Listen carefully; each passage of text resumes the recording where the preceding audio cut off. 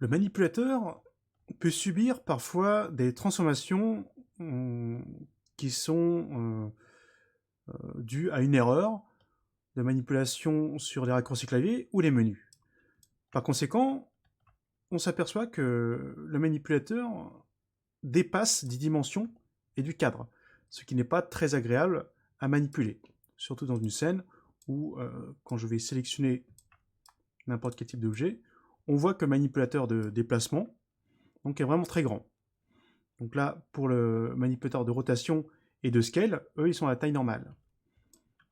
Si vous rencontrez ce genre de problématique, voici comment résoudre l'incident. Tout simplement, il faut cliquer sur le menu Customize, Preferences, et là, on va se retrouver directement sur l'onglet Gizmos.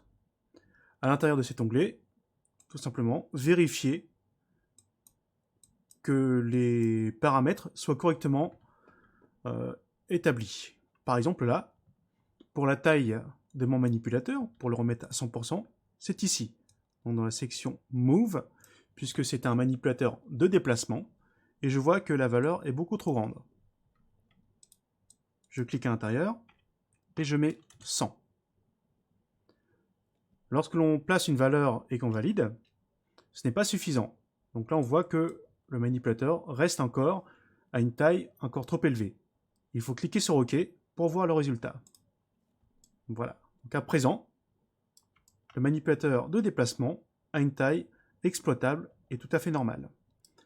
Attention, il existe des raccourcis clavier pour augmenter la taille, mais il n'existe pas de raccourci clavier pour réduire la taille.